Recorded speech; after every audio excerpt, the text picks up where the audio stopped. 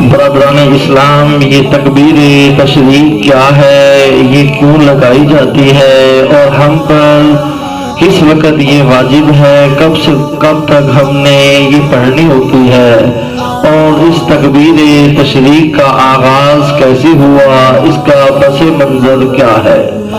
برادران اسلام، البنایہ شرح ہدایہ کے اندر موجود ہے، جب اللہ تبارک و تعالیٰ کے پیارے نبی حضرت ابراہیم علیہ السلام آپ اللہ تبارک و تعالیٰ کی رضا کے لیے اپنے لخت جگر، اپنے نور نظر حضرت اسماعیل علیہ السلام کو جب آپ نے لٹایا، ان کے گلے پر چھری چلانے لگے تو رب کائنات نے جبریل امین کو حکم دیا، اے جبرائیل کہ ایک جنتی مینڈھا جنت سے لے جاؤ اور اسماعیل علیہ السلام کی جگہ پر رکھ دو۔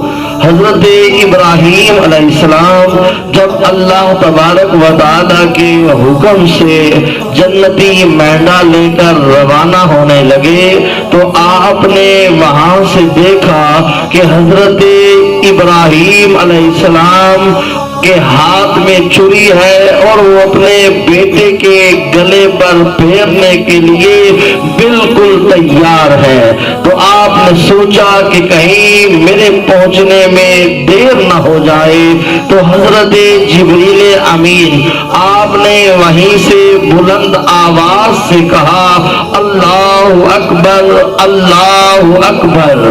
جب حضرت ابراہیم علیہ السلام آپ کے کانوں کے اندر یہ ندا آئی تو آپ نے یوں آسمان کی طرف دیکھا تو کہا، یہ اللہ کی طرف سے آزمائش تھی جس میں رب کائنات نے مجھے کامیابی عطا فرمائی ہے، اور یہ مینڈھا بطور فدیہ رب کائنات نے بھجوایا ہے۔ تو آپ نے بلند آواز کے ساتھ کہا، لا الہ الا اللہ واللہ اکبر۔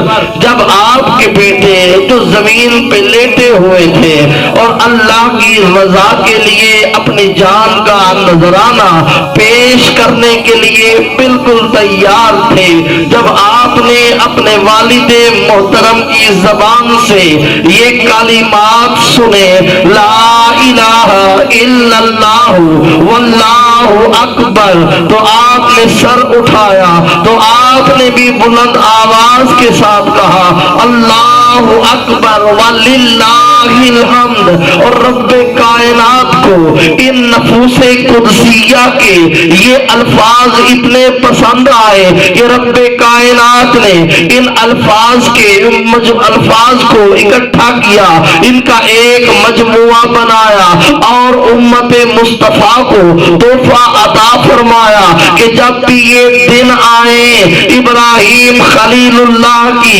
یہ سنت بھی امت مصطفیٰ ادا کرتی رہے، اسماعیل علیہ السلام کی یہ سنت بھی امت مصطفیٰ ادا کرتی رہے، جبریل علیہ السلام کی یہ بولنے والی سنت بھی امت مصطفیٰ ادا کرتی رہے۔ تو رب کائنات نے یہ الفاظ امت مصطفیٰ کو تحفہ دیے، وہ الفاظ کیا ہے؟ آئیے آپ بھی سنیں، اپنے ایمان کو منور فرمائیں۔ وہ تکبیرات یہ ہیں، اللہ اکبر اللہ اکبر، لا الہ الا اللہ واللہ اکبر اللہ اکبر وللہ الحمد۔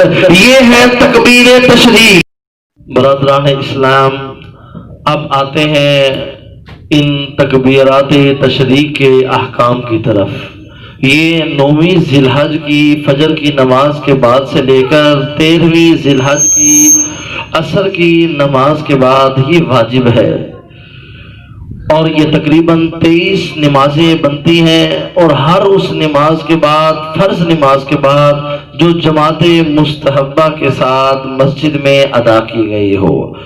جماعت مستحبہ سے میرا مراد یہ ہے کہ وہ نماز جو مسجد کے اندر مقرر وقت پر مقرر امام کرواتا ہے، اور یہ ایک مرتبہ بلند آواز کے ساتھ کہنا یہ واجب ہے، اور 3 مرتبہ کہنا یہ افضل ہے۔ ایک دفعہ بلند آواز کے ساتھ آپ لوگ میرے ساتھ مل کر پڑھ لیں، اللہ اکبر اللہ اکبر لا الہ الا اللہ واللہ اکبر اللہ اکبر وللہ الحمد۔ اب دوسرا مسئلہ یہ ہے کہ تکبیر تشریق کب کہی جائے؟ تکبیر تشریق کب کہی جائے؟ تو تکبیر تشریق سلام پھیرنے کے فوراً بعد کہنا واجب ہے۔ اگر بندہ بھول گیا یا اس نے کوئی کلام کر لیا یا وہ مسجد سے باہر چلا گیا یا اس نے جان بوجھ کر اپنا وضو توڑ لیا تو اس سے یہ تکبیر تشریق ساقط ہو گئی، یعنی اب وہ تکبیر تشریق نہیں کہے گا۔ اسی طرح تکبیر تشریق اس پر واجب ہے جو شہر کے اندر مقیم ہو، شہر کے اندر رہنے والا ہو، اور جس نے اس مقیم کی اقتدا کی، یعنی اس کے پیچھے نماز پڑھی، اور وہ اقتدا کرنے والا چاہے مسافر ہو چاہے گاؤں کا رہنے والا ہو، جب وہ مقیم امام کی اقتدا کرے گا تو اس کے اوپر بھی تکبیر تشریق کہنا یہ واجب ہوگا۔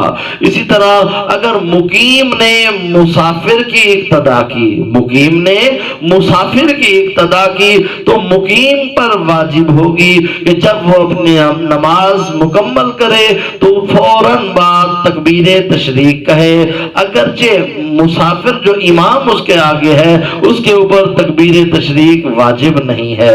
اسی طرح نفل نماز، سنت نماز اور وتر کے بعد تکبیر تشریق کہنا یہ واجب نہیں ہے۔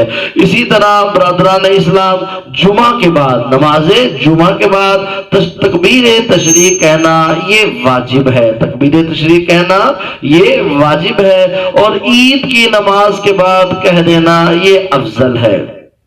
اسی طرح مسبوق وہ بندہ جو 1 رکعت یا 2 رکعت نماز ہو جانے کے بعد نماز میں شامل ہو جائے تو وہ کب کہے گا؟ تو اس کے لیے حکم یہ ہے کہ جب وہ سلام پھیرے اس کے فوراً بعد وہ تکبیر تشریق کہے گا۔ اسی طرح منفرد آدمی، اکیلا آدمی جو نماز ادا کر رہا ہے اس کے اوپر تکبیر تشریق واجب نہیں ہے، لیکن اگر کہہ دے گا تو یہ افضل اور اعلیٰ ہے۔ رب کائنات سے دعا ہے رب کائنات ہمیں دینی مسائل سمجھنے کی اور اس پر عمل کرنے کی توفیق عطا فرمائے۔ آپ تمام احباب مجھے اپنی دعاؤں میں یاد رکھیں۔ اگر مسئلہ سمجھانے کے اندر مجھ سے کوئی غلطی یا کوتاہی ہو گئی ہے تو برائے مہربانی مجھے آگاہ فرمائیں۔ اللہ تبارک و تعالی ہمیں دین اور دنیا کے اندر کامیابی عطا فرمائے، آمین۔